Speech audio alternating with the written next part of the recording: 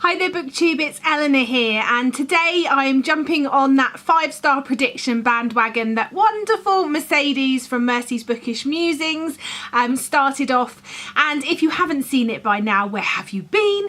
But if you haven't, basically the idea is that you take a look through your shelves and you pick off a number of books. Now I know Mercedes and quite a lot of people have been doing 5. You pick a number of books, I'm going for 10, and you predict that they're going to be 5-star reads for you. Now sometimes people might think, well, if you've got these books on your shelf that you've bought or whatever, or you've been given for review, that you've requested for review, surely you think they're going to be great reads. And I think when you buy books at the beginning, that initial sort of expectation and excitement about it, yes, I definitely think, wow, this is a book for me. And then unfortunately, as time goes by, I start to think, oh, I'm not sure about that one. And it might be that when I read it, it does end up being just as great as I imagine. But obviously not every book we all read ends up being perfect and that 5-star read for us. So I had a good look through my shelves and I've come up with 10 books that I think are possibilities in being 5 stars. I'm going to tell you a little bit about them. I'm going to make a note of them, and then when I have read them, I'm going to come back to you and let you know if I was correct. So the first one is I've picked because the other book this author has written was a 5-star read for me, so I'm hoping that their other book will be, but that's not always the case. And the author is Miranda Sherry, and this book is Black Dog Summer. Now I believe this comes before her other book that I read, which is Bone Mill for Roses. So again, I think this is like Bone Mill for Roses. This is a story about a young girl, and her mother have lived this sort of bohemian existence in Africa, in South Africa, and then her mother has died. She's been sent to live with her aunt and uncle, and being there sort of stirs up secrets, and I'm sure it's going to be sort of a story about family and secrets within families and finding out more about her past. So I'm looking forward to this one. Bone Mill for Roses was such a wonderful book. I'm excited and I'm fingers crossed that this is a 5-star. Next is a non-fiction. Now I like the sound of this because of the subject matter and also the idea of the way it's written from what I can gather from the blurb, and that is Past Mortems, Life and Death Behind Mortuary Doors by Carla Valentine. I loved Caitlin Doherty's Smoke Gets in Your Eyes, which was life in the mortuary. It told you of her experience of working in a mortuary, and I have this sort of morbid fascination with what goes on in mortuaries. I'd never actually want to work in one, but I do find death and you know what happens after we're dead, and that sort of side of it quite interesting. So this is this Carla Valentine story of a 10-year period where she worked as a curator, pathology technician and death professional, and here's some of the stories about what happened while she was working in these situations. I think she also looks here at sort of our attitudes towards death, and also looks at the toll that the sort of death process and working in a mortuary can take on people that work there. So I'm really thinking this might be a 5-star read. It's definitely up my street. I definitely think this one's going to pull at my heartstrings, and if a book can really pull that emotion out of me, then I definitely think it's on a winner to be a 5-star. The reason I think this might do that is that I get a little bit teary when I'm reading the blurb. So if the writing and the story are as good as that, I definitely think this one is a 5-star. It's called This Is How It Always Is by Laurie Frankel. I'll read you the blurb because it's just, I think it's very powerful. It says, this is Claude. He's 5 years old, the youngest of 5 brothers, and loves peanut butter sandwiches. He also loves wearing a dress and dreams of being a princess. When he grows up, Claude says he wants to be a girl. Rosie and Pen think their wonderful son can be whoever he or she wants to be, but that doesn't mean they're ready to reveal Claude's secret to the world until one day it explodes. This Is How It Always is about the way it always is. Parenting is always a leap into the unknown with crossed fingers and full hearts. Children grow but not always according to plan, and families with secrets don't get to keep them forever. I just think, I'm hoping that this is going to be a really wonderful story about how parents support their children and meet their children's needs and do what's best for them, and maybe there'll be, and it'll be difficult, but they'll work through it together, I'm hoping. So it would be really nice to see that sort of positive story in this situation. Next is a bit of an unusual one. It's a bit of a punt, but I definitely like the idea of it. I quite like books with multiple perspectives, and The Tusk That Did the Damage by Tanya James is a 3 point of view story. And what I love about this is that one of the voices we're hearing is of an elephant. We have the elephant, the poacher, and the filmmaker. After a young elephant sees his mother brutally killed, he goes on an angry rampage in the local area.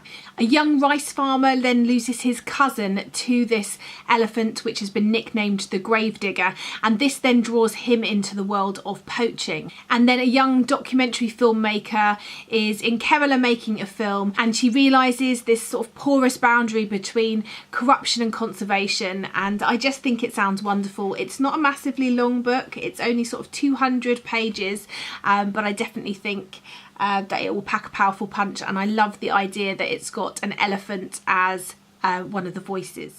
Next is another book which is surrounding children, and often I do find that those sort of books seem to bring out my emotions more. Perhaps it's because I'm a mum and I do have I feel that connection, I feel that type of thing when children are involved. I don't know, but yeah, this is called Yuki Means Happiness by Alison Jean Lester. So in this story we follow a young woman who leaves America to go to Tokyo. She ends up becoming a nanny for this young girl. She loves working as nanny, she loves working with this young girl, she forms a really strong attachment with her, but it becomes clear that perhaps not everything is as it seems in this household where this girl lives, and she's got to sort of confront whether she's going to be brave enough to sort of take a stand. I don't know what it is that's happening, but I'm really intrigued, and it definitely feels like it could be a 5-star for me. Next is a book that just sounds amazing. It's called The First Time She Drowned by Kerry Kletter.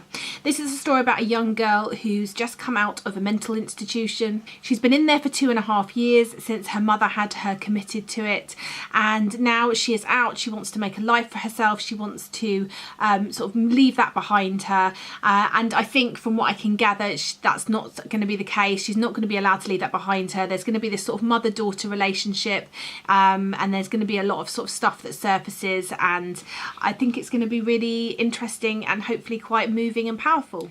Next is The Serpent King by Jeff Zentner. Now, if you didn't know, I'm really drawn to books that are set in the South, in America. Don't know why, just am. I don't know. It's something. I think it's a place that's very different to anything I've ever known, and I think that's what it is the appeal of the sort of unknown, that feel of that small town. It just draws me in. The stories set in these small sort of insular towns I find very interesting. This one says that it's set in a small religious town in Tennessee. It's about a young boy whose father is in prison for an unspeakable crime, and he is shunned by his neighbours. His mother's trying to make ends meet, and he's just trying to get through his senior year. And he's got 2 friends. One of them is sort of an oddball who has a violent home life and loves epic fantasy. And the girl in their group is a fashion blogger, and she's just desperate to sort of get out of their town and get away from everything. And then there's sort of a dark secret, and there's going to be sort of repercussions of that. And I think it's going to test their friendship. And I just love a good friendship story. I definitely think this has potential to be a 5-star read. Next is a relatively new book, and that is Gather the Daughters by Jenny Melamed. So from what I can gather to this, it's set in a time or a world where young men know that from adulthood they are going to rule the roost. They're going to be the powerful ones, and the girls know that all they're going to be used for is to become wives and mothers. And yet in the summertime, every summer, they're allowed to sort of run free, sleep on the beach and be feral and wild. And one girl comes back at the end of one summer having seen or witnessed something that she shouldn't have done, that could sort of unravel everything that's happening on this island and really change things. And I think this definitely has the potential to be a great 5-star read. The next one is Fierce Kingdom by Gin Phillips. I've heard this talked about quite a few times. Again, it's got the mummy factor. It's also got an added element of animals, which is definitely something that draws me in, and this just sounds a great thriller. So we're following a young 4-year-old boy and his mother. They're trapped in the zoo one day, something has happened and they are needing to hide and wait, and we're following what this mother does in order to keep her son safe, the sort of lines that you'll cross and how your sort of fierce motherly instinct kicks in, and I think this just sounds really brilliant and a real page turner and definitely potential for a 5-star.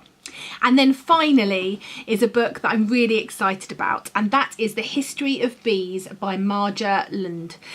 I loved The Bees by Lalin Paul, and I just have become a bit obsessed with reading stories with bees in since then, and there are not very many of them, and when I saw this one recently I was so excited. This is set over 3 timelines. We've got England in 1852, where we're following a biologist and seed merchant who sets out to build a new type of beehive.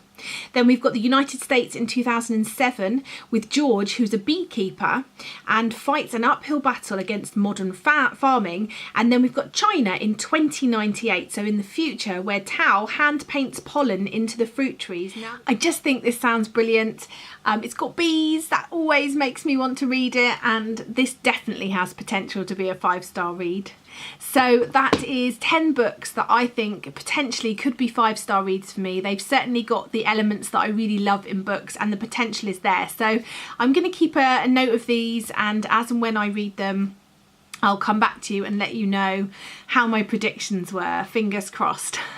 And I'm really enjoying watching everyone else's videos of these.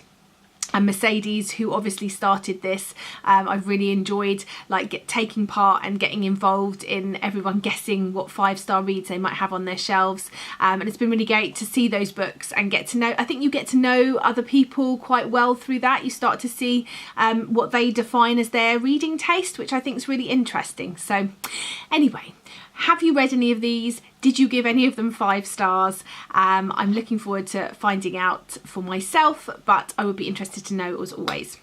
And that's it from me, and I shall speak to you soon. Bye for now, BookTube.